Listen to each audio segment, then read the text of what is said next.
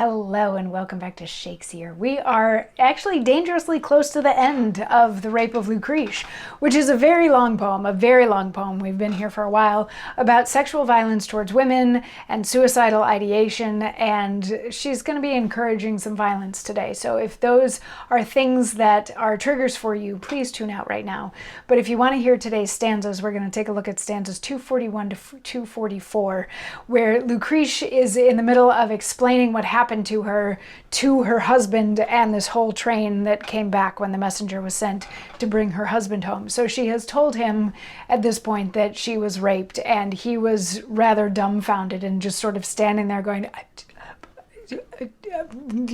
and then he almost started to cry, and she's like, no, I'm the only one that gets to cry in this case because your sorrow at this is making my sorrow worse. So let me be the only one that's crying.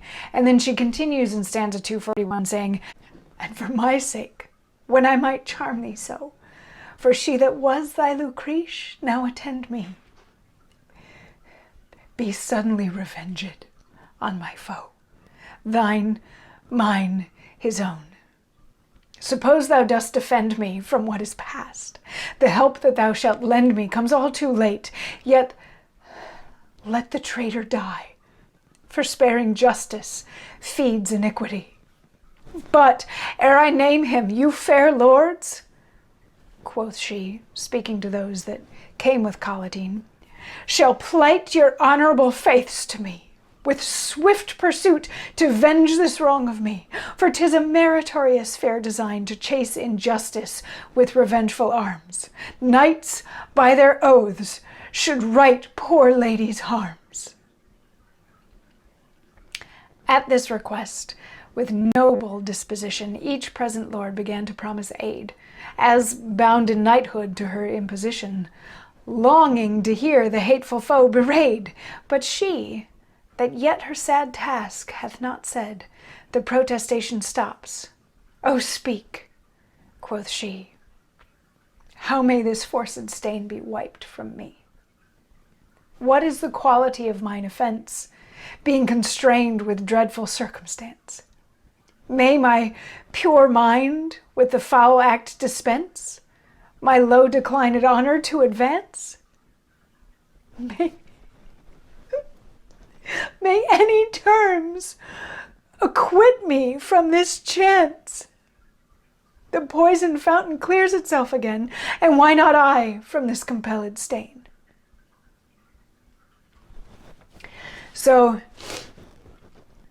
in the first of these stanzas, she's talking to all of them. At the beginning, it was like she was talking just to Collatine, but now it's like she feels she has an audience and needs to play to the full audience. So she sort of turns to all of them and says, or she starts with Collatine and said, you loved the me that once was your unstained Lucrece, and for my sake, get revenge. And then she turns to all of them and is like, and all of you that have sworn these knighthood fealties to my husband, it's your job as knights to right the wrongs committed against ladies. So swear to me now that all of you will seek revenge on the person that did this to me.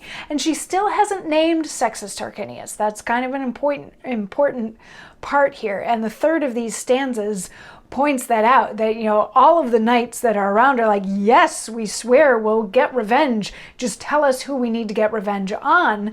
And she's like, before I tell you that, how can I clear myself of this wrong? How can I remove this blot from my reputation? She's like, you can clean out a poisoned fountain. Why can't we clean out me having been poisoned by this act? And she's going to continue on with that. She, before she gives up the name, she wants to make sure that vengeance is going to be there. And it's also like she wants to make sure that, she's already decided she's going to kill herself, but she wants to explore any other avenues first and see if maybe she can be forgiven or cleaned or whatever. And my own personal opinion, I don't think that a woman needs to be forgiven for being raped, because it's not something that she signed up for or agreed to. I mean, that's kind of the definition of rape. But, you know, she has all of this guilt, and she feels that her reputation has been stained and her husband has been stained.